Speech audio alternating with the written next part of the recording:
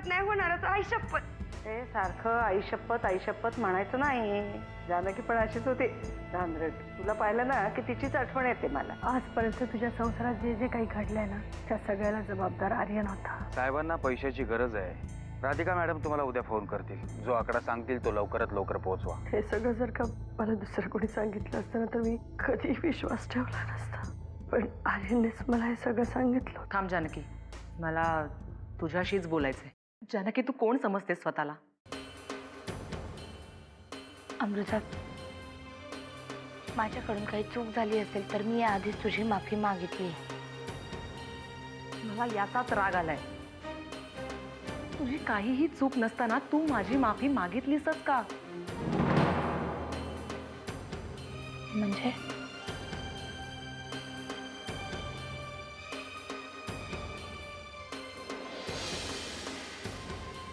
म्हणजे अगं वीणाबाई, तुझी काहीही चूक नसताना तू इतके दिवस तोंड दाबून बुक्क्यांचा मार का सहन केलास?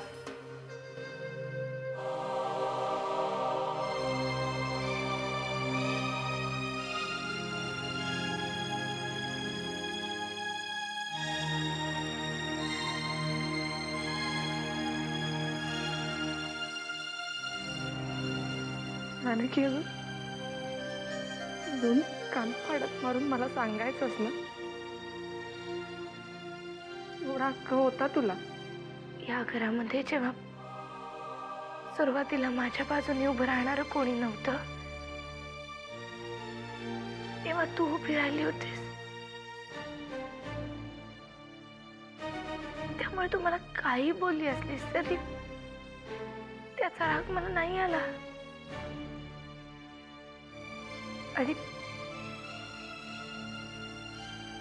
आणि आधी मी काही बोलले नाही, कारण तुझे आणि आर्यनचे संबंध त्याच्यामुळे बिघडले असते. जानकी, अगं मुळात जे संबंध खोटेपणावरच उभे राहिले होते ते तुटले असते तरी चाललं असतं ग. अमृता,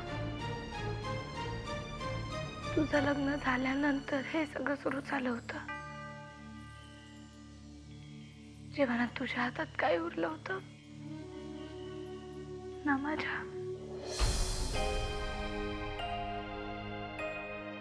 नाही जानकी,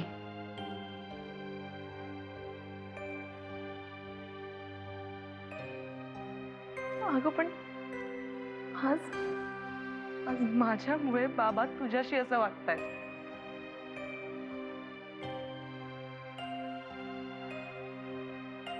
अमृता,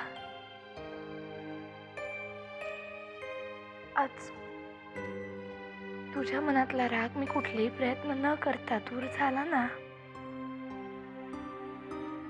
तसाच त्यांच्याही मनातला दूर होईल.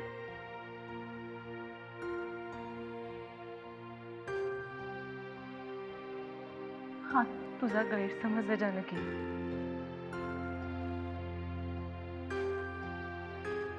बाबांच्या मनात आत्ता तुझ्याबद्दल इतके गैरसमज आहेत ना, ते इतक्या सहजासहजी दूर नाही होणार आहेत.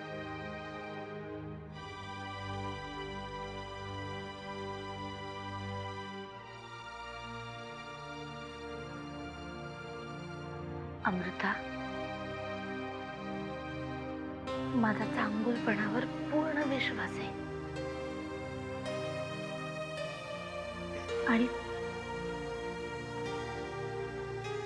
आणि आता माझ्यासाठी सगळ्यात आनंदाची गोष्ट हीच आहे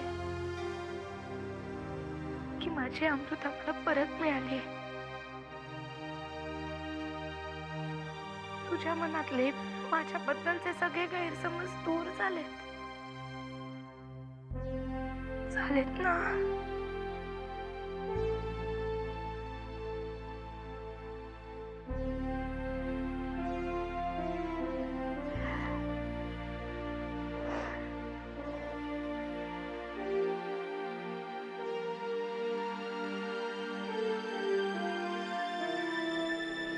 पुरंदरे, तुम्ही म्हणताय ते कळतंय मला, पण त्या कर्णिकांचा बार नुसता वाजून चालणार नाही आपल्याला.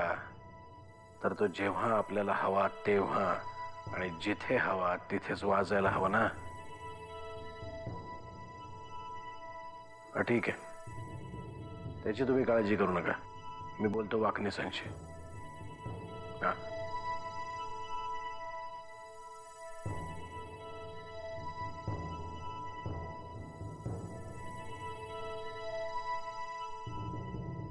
या वाकणीस, आत्ताच पुरंदरेंचा फोन आला होता. आपल्या बरोबर असणाऱ्या आमदारांची मीटिंग त्यांनी नाशिकमध्ये ठेवली आहे. आपल्याला जावं लागेल. आपल्याला नाही साहेब, तुम्हाला जावं लागेल. मला आता तुमच्या सेवेतून मुक्त करा. यापुढे मी तुमचा पीए असणार नाही. हा माझा राजीनामा.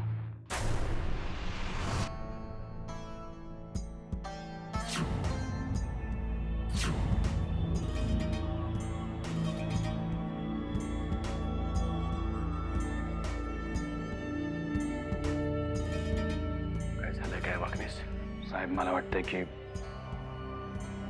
माझ्यापेक्षाही जास्त चांगलं काम करणारी माणसं तुमच्या अवतीभोवती आहेत. बाहेरचं काम करायला परशू शेट आहेत. राजकीय सल्ला द्यायला राधिका मॅडम आहेत. आता तुम्हाला माझी गरज नाहीये साहेब. येतो. पद्माकर, आपले इतके वर्षांचे जुने संबंध तू असे तोडणार होय रे?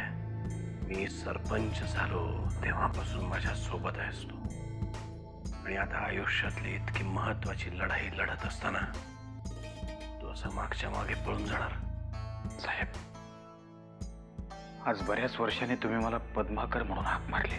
मारावी लागली, कारण आपलं नातं तू इतक्या मागे नेऊन ठेवलंस. माझी काय चूक झाली ते मला माहित नाही, पण तू नाही साहेब.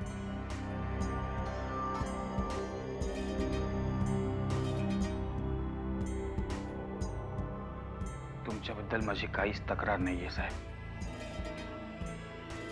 तुम्ही मुख्यमंत्री व्हावं ही पहिल्यापासूनच माझी इच्छा होती, आणि तुम्ही मुख्यमंत्री होणारच. फक्त तुमच्या शपथविधीला मी तिथं नसेल. काय झालंय हे मी नाही विचारणार पद्माकर, कारण ज्या अर्थी तू असा निर्णय घेतलायस त्या अर्थी नक्कीच तुला कोणीतरी दुखावलंय. परशू किंवा राधिका, मला माहित नाही, पण मला तुझी गरज आहे पद्माकर. साहेब, माझी खूप घुसमट होतीये. जे काही असेल ते तुझ्यापाशी, पण एकदा का मी मुख्यमंत्री झालो की तुला अशा पदावर नेऊन बसवेन जिथे परशुसारखे चिल्लर लोक फिरकू सुद्धा शकणार नाहीत. म्हणूनच म्हणतो, उचल हा राजीनामा आणि फाडून टाक स्वतःच्या हाताने.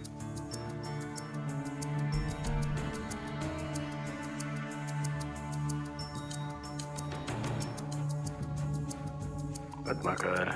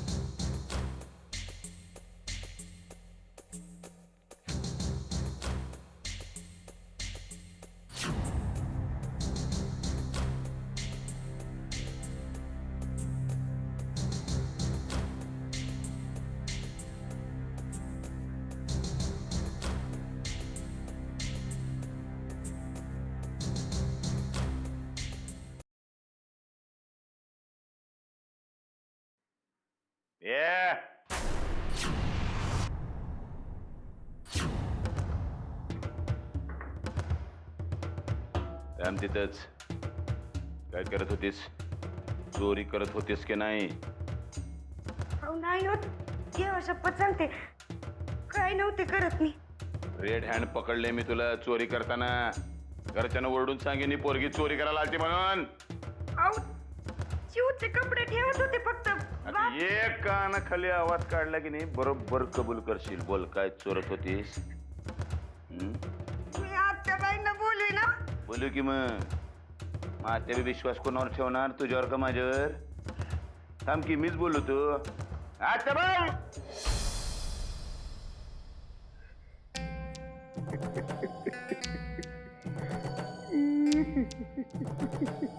माझं तोंड जर बंद करायचं असेल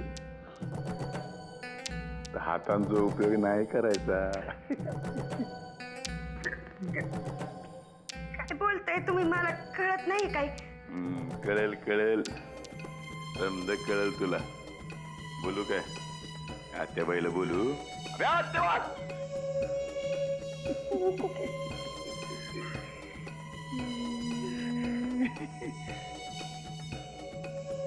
तुम्ही लय चांगले आहात. तुम्ही उगाच कशाला असं काहीतरी करायचं. पण म्हणलं मी चांगला आहे? लई डेंजर माणूस आहे मी. एकदम 100% वाईट माणूस. एकांतात चल जाऊतो तुला मी किती वाईट माणूस आहे ते. पाया पडतो. हे रडगाणं बंद करायचं. हे रडगाणं बंद करायचे आणि जानकीला यातलं काय बी सांगायला जायचं नाही. कळलं ना? जेवढे दिवस तोंड बंद ठेवशील तितके दिवस या घरामध्ये सुखानं राहशील. कळलं? आणि गोष्ट लक्षात ठेव. कळलं का? जी गोष्ट मला आवडते की नाही ती गोष्ट मी मिळवूनच राहतो. काही बी करून ती गोष्ट मी मिळवतोच. आणि तू मला लई आवडलेली आहे.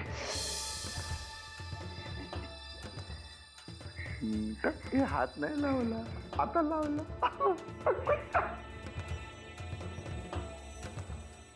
रसिक बलमा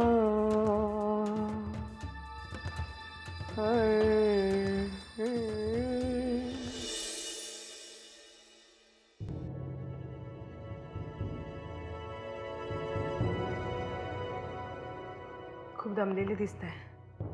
रात्रही बरीच झाली. झोपा ना आता. आता झोपून नाही चालणार. मुख्यमंत्र्यांची खुर्ची मिळवायची ना, दिवस रात्र काम करावंच लागेल राधिका. हो, पण अगदी थकून टाकणारं काम तरी काय कामाचं. शरीराला ही विश्रांती हवी ना. नाही वाटत मला तसं.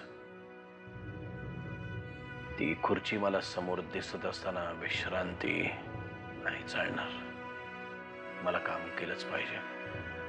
ठीक आहे, तुम्हाला माझं ऐकायचं नसेल तर मी जाते. Good night.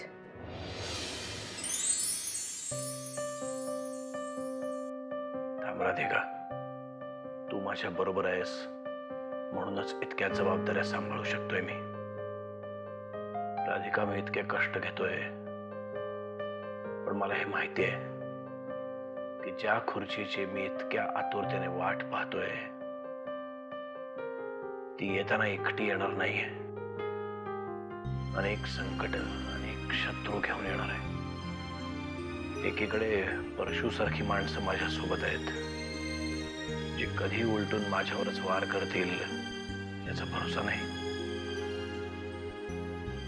तर दुसरीकडे वाकणीसांसारखे कधीही मला सोडून जातील असे कार्यकर्ते आहेत. वाकणीस असं करतील असं नाही वाटत मला.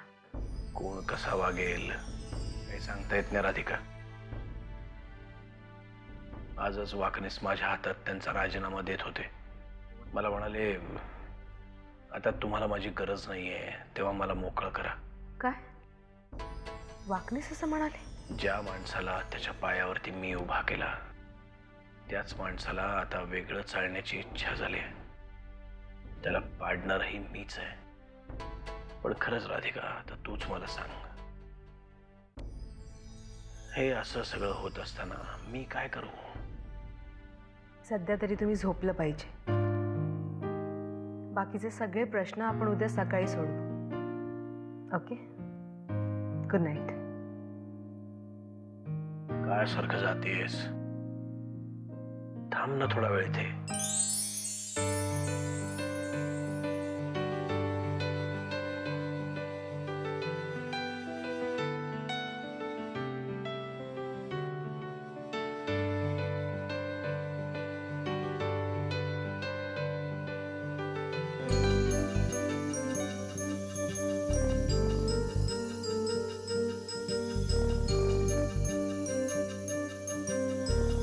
माझ्या आसपासच्या माणसांमध्ये तूच एकटी वेगळी वाटतेस मला राधिका. तू आजूबाजूला असलीस की खूप शांत वाटतं. तू नाही ना मला सोडून जाणार. मी कायम असेन तुमच्या बरोबर. मला कळत नाही नेमकं काय आहे आपल्यामध्ये, पण तुझा खूप आधार वाटतो. नर्मदेसारखा दैवीच असावं बहुतेक सगळं. दैवावर माझा विश्वास नाही, माहिती आहे ना तुम्हाला. हा पण आपल्यात जे काही आहे त्याला काहीतरी कारणं आहेत. देव, दैव, योगायोग, हे सगळं खोटं वाटतं मला. असं तूच सांग, असं काय आहे आपल्यामध्ये? आणि तसं काही असेल तर त्याची काय कारण आहेत? आपल्यात काय आहे हे विचाराल तर मला वाटतं अट्रॅक्शन. आणि का आहे तर तुमचा स्वभाव, माझा स्वभाव, माझे विचार तुमचे विचार जुळतात म्हणूनच. तसं असेल तर या जगात आपल्याला अनेक माणसं भेटतात ज्यांचे स्वभाव, ज्यांचे विचार आपल्याशी जुळतात, पण आपण त्यांच्या इतके जवळ जात नाही का? ही दोन ढोबळ कारणं सांगितली मी फक्त. बरीचशी कारणं आहेत. माझं इथे येणं, नेमकं तुम्हाला माझी गरज असताना येणं, तुमच्याबरोबर काम करणं, मी एकटी असणं, तुम्ही सुद्धा. मी एकटाच राधिका.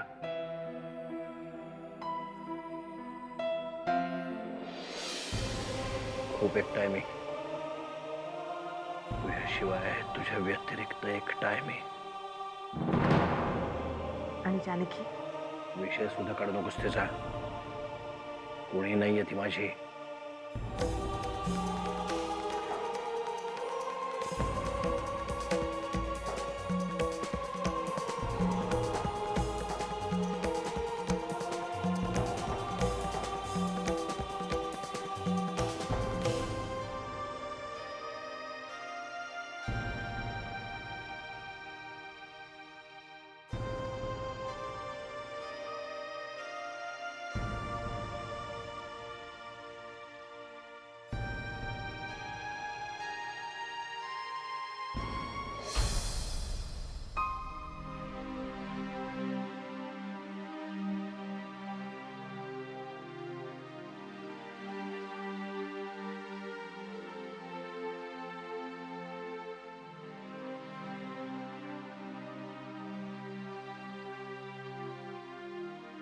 जानकीने तुमच्या कुटुंबाला एकत्र बांधून ठेवलं म्हणून तरी सगळ्यात आधी